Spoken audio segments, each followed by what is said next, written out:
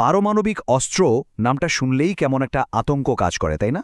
এর পেছনের বিজ্ঞান, প্রযুক্তি আর সবচেয়ে অদ্ভুত যে বিষয়টা, যে কৌশলগত কারণে এর ব্যবহার এখন পর্যন্ত ঠেকিয়ে রাখা গেছে, আজ আমরা সেই পুরো ব্যাপারটা সহজভাবে বোঝার চেষ্টা করব। মানে কিভাবে মানব ইতিহাসের সবচেয়ে ভয়ঙ্কর আবিষ্কারটাই আবার এক ধরনের অদ্ভুত শান্তিও বজায় রেখেছে। এটাই তো পারমাণবিক যুগের সবচেয়ে বড় ধাঁধা। একটা ছোট্ট কণার ভেতরে লুকিয়ে থাকা শক্তি যেমন আমাদের সভ্যতাকে অনেক দূর এগিয়ে নিতে পারে, ঠিক তেমনি চোখের পলকে সবকিছু ধ্বংস করে দিতে পারে। চলুন এই অবিশ্বাস্য শক্তির উৎস আর এর পেছনের খেলাটা ঠিক কী তা ধাপে ধাপে জেনে নেওয়া যাক। এই বিশাল শক্তিকে যদি বুঝতে হয় তাহলে আমাদের একদম গোড়ায় যেতে হবে, একেবারে মৌলিক পদার্থবিজ্ঞানের জগতে। সবকিছু শুরু হয় পরমাণুর কেন্দ্র থেকে, মানে তার নিউক্লিয়াস থেকে। প্রকৃতির সবচেয়ে শক্তিশালী বল দিয়ে এই নিউক্লিয়াস বাঁধা থাকে, আর সেখানে জমা হয়ে আছে এক অবিশ্বাস্য পরিমাণ শক্তি।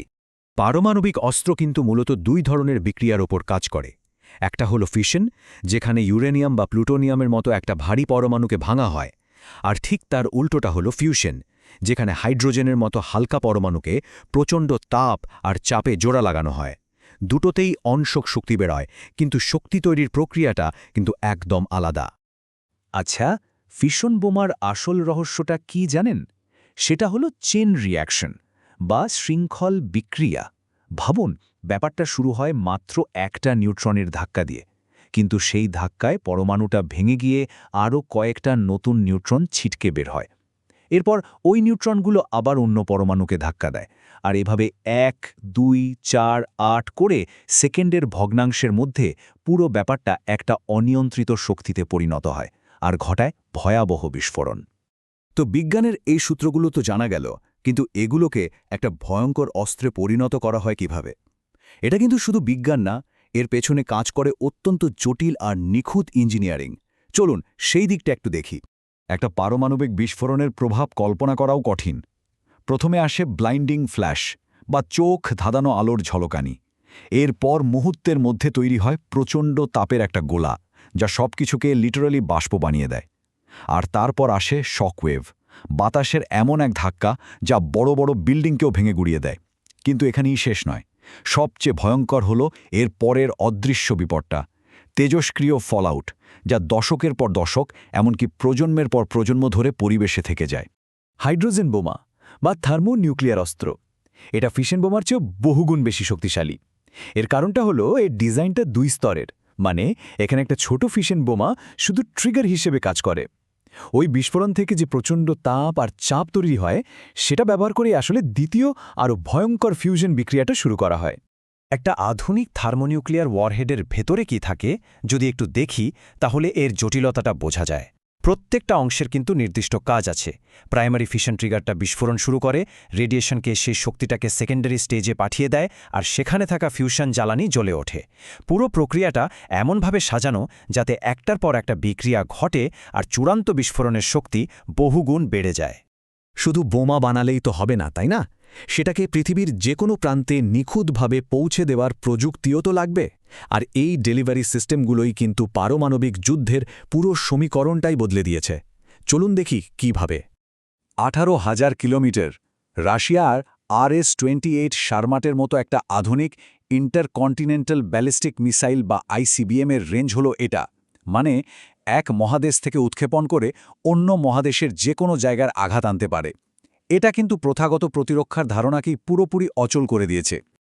আচ্ছা, MIRV বা MIRV প্রযুক্তিকে বলা হয় পারমাণবিক কৌশলের দুনিয়ায় একটা গেম চেঞ্জার। এর মানে কি? এর মানে হলো একটা মিসাইলের ভেতরেই অনেকগুলো আলাদা আলাদা পারমাণবিক বোমা বা ওয়ারহেড থাকে, আর প্রত্যেকটা ওয়ারহেডকে ভিন্ন ভিন্ন টার্গেটে পাঠানো যায়। সোজা কথায়, এক মিসাইল বহু লক্ষ্য। MIRV এর মূল উদ্দেশ্য কিন্তু শুধু অনেকগুলো জায়গায় একবারে আক্রমণ করা না। এর আসল উদ্দেশ্য হল প্রতিপক্ষের মিসাইল ডিফেন্স সিস্টেমকে পুরোপুরি বোকা বানানো আর অকার্যকর করে দেওয়া। কিভাবে? আসল ওয়ারহেডের সাথে অনেকগুলো সস্তা নকল ওয়ারহেড বা ডিকয়ও ছেড়ে দেওয়া হয়, ফলে কোনটা আসল আর কোনটা নকল তা বোঝাই কঠিন হয়ে পড়ে। এর পেছনের যুক্তিটা খুবই সোজা, কিন্তু মারাত্মক কার্যকর। ভাবুন, একটা দেশের কাছে মিসাইল ঠেকানোর জন্য যে ইন্টারসেপ্টরগুলো আছে, সেগুলোর সংখ্যা কিন্তু সীমিত, এবং এগুলো অনেক ব্যয়বহুল। এখন আক্রমণকারী যদি একসাথে শত শত টার্গেট আসল নকল মিলিয়ে পাঠায় তাহলে ডিফেন্স সিস্টেমের পক্ষে সবগুলোকে ঠেকানো গাণিতিকভাবেই অসম্ভব। কিছু না কিছু ওয়ারহেড প্রতিরক্ষা ভেদ করে লক্ষ্যে পৌঁছাবেই। এতক্ষণ আমরা বিজ্ঞান আর প্রযুক্তি নিয়ে কথা বললাম।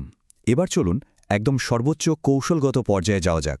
আমরা দেখব কিভাবে এই ভয়ঙ্কর অস্ত্রগুলোই গত কয়েক দশক ধরে এক ধরনের ভঙ্গুর কিন্তু কার্যকর শান্তি বজায় রেখেছে। মিউচুয়ালি এশিওর্ড ডিস্ট্রাকশন বা ম্যাড ঠান্ডা যুদ্ধের সময়কার সবচেয়ে গুরুত্বপূর্ণ একটা থিওরি। এর মূল কথাটা খুবই সহজ। যদি কোনো দেশ পারমাণবিক হামলা চালায় তাহলে প্রতিপক্ষেরও এতটা ক্ষমতা থাকবে যে সে পাল্টা হামলায় আক্রমণকারী দেশটিকেও পুরোপুরি ধ্বংস করে দেবে। তার মানে যুদ্ধে কেউ জিতবে না, সবাই মিলে ধ্বংস হবে। এই নিশ্চিত ধ্বংসের ভয়টাই সবাইকে সংযত রাখে। মজার ব্যাপার হল এই MAD এর ধারণাটা কিন্তু পারমাণবিক বোমা আবিষ্কারেরও অনেক পুরনো। দেখুন 1870 সালেই লেখক উইলকি কলিন্স এমন একটা অস্ত্রের কথা কল্পনা করেছিলেন যা যুদ্ধকে এতটাই ভয়ঙ্কর করে তুলবে যে সেই ভয়ে মানুষ আর যুদ্ধ করতে সাহস পাবে না। এই ম্যাড মতবাদটা কাজ করার জন্য কয়েকটা শর্ত আছে। এর মধ্যে সবচেয়ে জরুরি হল সেকেন্ড স্ট্রাইক সক্ষমতা। মানে প্রতিটা দেশের এই নিশ্চয়তা থাকতে হবে যে প্রথম পারমাণবিক হামলা সামলেও সে পাল্টা হামলা করার মতো অবস্থায় থাকবে। এই সক্ষমতাটাই নিশ্চিত করে যে কোনো পক্ষই আগে হামলা করার কথা ভাবতে পারে না, কারণ সে জানে যে প্রতিশোধটা হবে ভয়াবহ এবং অনিবার্য। আর এখানেই আমরা প্রযুক্তি আর কৌশলের সংযোগটা দেখতে পাই। সারমাট বা MIRV এর মতো অপ্রতিরোধ্য প্রযুক্তিগুলো আসলে শুধু আক্রমণের জন্য বানানো হয়নি। এগুলোর মূল কাজ হল ওই সেকেন্ড স্ট্রাইক ক্ষমতাকে নিশ্চিত করা। প্রতিপক্ষকে এটা পরিষ্কারভাবে বুঝিয়ে দেওয়া যে তুমি আমাকে আক্রমণ করে শেষ করে দিতে পারবে না এবং আমার প্রতিশোধ হবেই।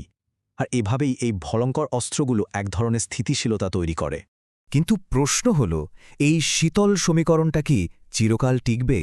হাইপারসনিক মিসাইল, কৃত্রিম বুদ্ধিমত্তা বা সাইবার অ্যাট্যাকের মতো নতুন প্রযুক্তিগুলো কি MAD এর এই সূক্ষ্ম ভারসাম্যকে নষ্ট করে দিতে পারে? এই ভঙ্গুর শান্তিটা আসলে কতটা টেকসই, সেই উত্তর হয়তো ভবিষ্যতের গর্ভেই লুকিয়ে আছে।